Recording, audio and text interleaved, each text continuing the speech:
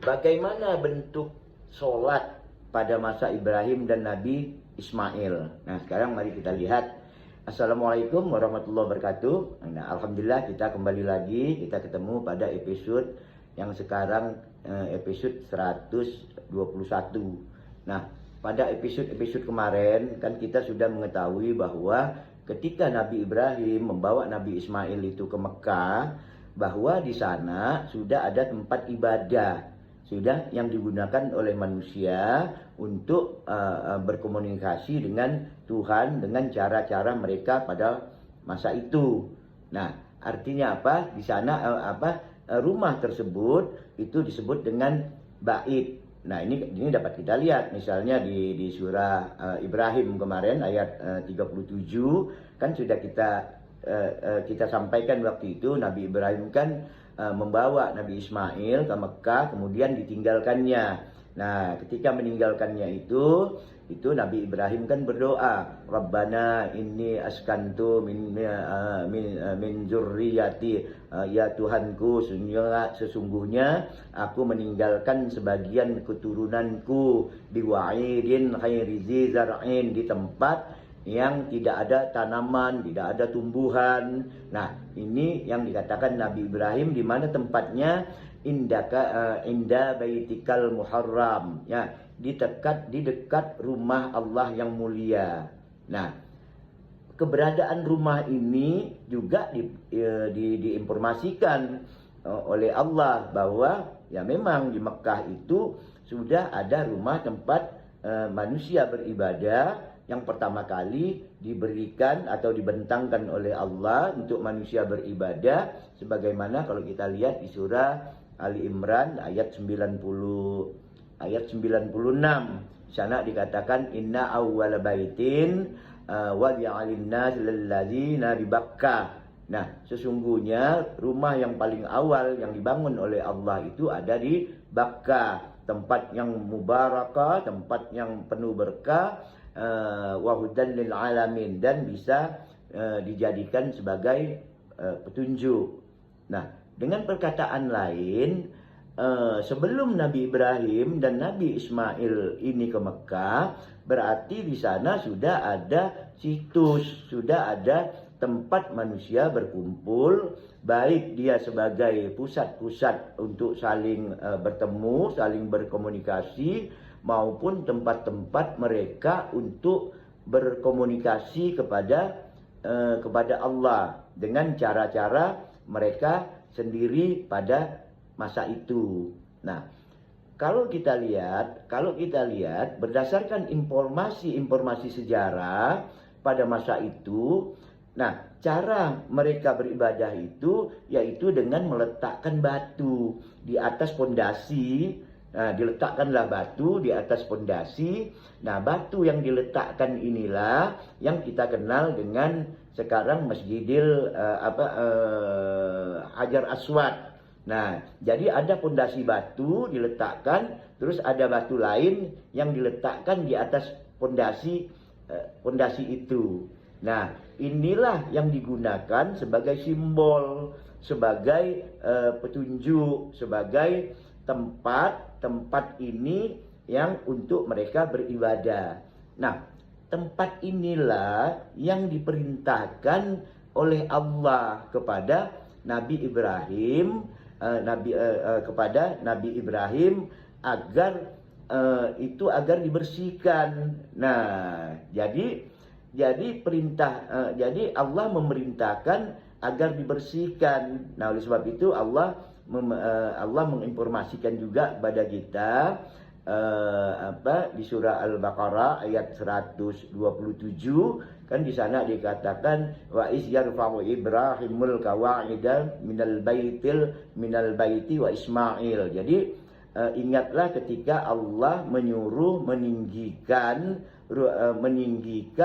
rumah Allah itu kepada Ibrahim dan Nabi Ismail. Nah, kemudian Nabi Ismail berdoa, Rabbana taqabbal minna, ya Allah terimalah apa yang aku kerjakan, katanya.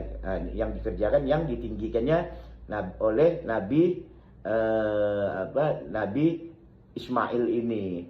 Nah, pondasi-pondasi yang ditinggikan Nabi Ismail ini, kemudian Nabi Ibrahim memohon petunjuk. Nah, kemudian memohon petunjuk atau memohon petunjuk kepada siapa? Kepada Allah, untuk apa tempat yang ditinggikannya tadi gitu. Nah, kalau kita lihat di surah Al-Baqarah sebelumnya di ayat 125, nah di sana kan di sana dikatakan Nabi Ibrahim kan berdoa, jadikanlah sebagian makam Ibrahim, Allah memerintahkan, Allah menginformasikan supaya jadikanlah sebagian tempat makam Ibrahim itu tempat sholat. Nah, artinya apa? Artinya Allah katakan wattaghizu min maqami Ibrahim musalla. Jadikanlah sebagian tempat Ibrahim itu untuk tempat sholat. Nah, tapi sholat di sini Sholat di sini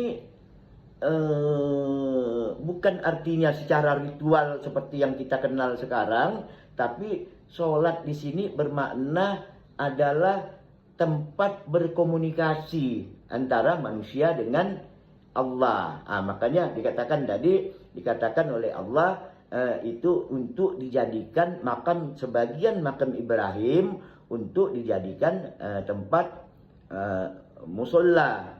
Nah, kemudian informasi selanjutnya kalau kita lihat di surah Al-Baqarah ayat 125 itu, nah Allah mengatakan, ingatlah ketika kami meminta kepada Ibrahim dan Ismail, bersihkanlah rumahku, antahhira baiti, bersihkanlah rumahku, lit taifin, untuk bagi orang-orang yang tawaf, wal akifin, untuk orang-orang yang i'tikaf, war ruka'is sujud, dan untuk orang-orang ruku dalam rangka penghormatan.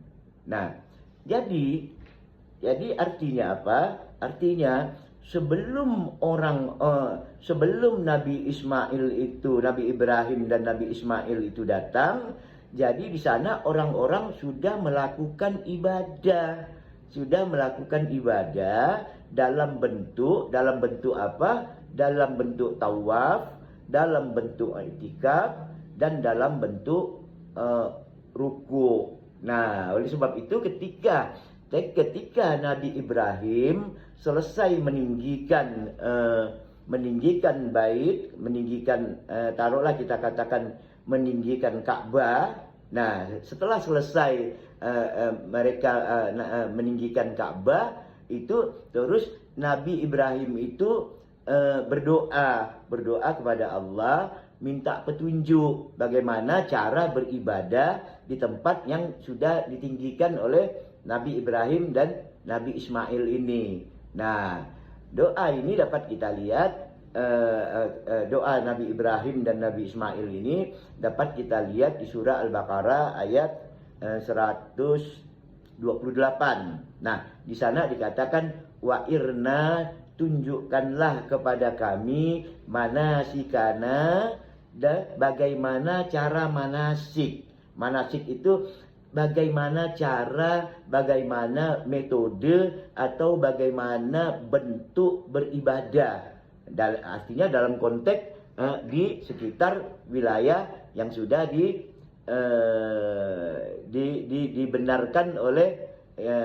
dibenarkan oleh Nabi Ibrahim dan Nabi Ismail ini. Nah, ini Nabi Ibrahim dan Nabi Ismail berdoa minta tunjukkan bagaimana cara manasik, bagaimana cara-cara beribadah, cara-cara berkomunikasi, bagaimana caranya seperti orang-orang yang sudah dilakukan oleh orang tersebut. Nah, orang tersebut sebelumnya juga sudah melakukan dengan cara mereka sendiri, bagaimana mereka tawaf, bagaimana mereka i'tikaf, bagaimana mereka ruku. Nah, ini sudah dilakukan. Nah, jadi artinya apa? Jadi Nabi Ibrahim dan Nabi Ismail ini adalah orang yang pertama kali yang diajarkan oleh Allah bagaimana bentuk ibadah, bentuk manasik secara ritual. Nah, sebelumnya kan tidak ada. Sebelumnya ketika kita bahas tentang nabi-nabi yang lalu, kan itu kan tidak ada mereka berdoa bagaimana cara beribadah. Nggak pernah kita bahas kemarin kan, nggak pernah kita dengar. Nah, baru pada masa Ibrahim dan Ismail inilah mereka berdoa, mereka meminta kepada Allah, bagaimana sih kami ingin beribadah kepadamu ya Allah. Bagaimana kami beribadah, bagaimana cara tawaf, bagaimana cara iktikaf, bagaimana cara ruku. Nah, ini yang dikatakan kepada Nabi Ibrahim memohon kepada Allah. Jadi apa kesimpulannya? Dengan demikian pada masa Ibrahim dan Ismail itu ada 3 bentuk makna salat dalam arti berkomunikasi kepada Allah secara ritual.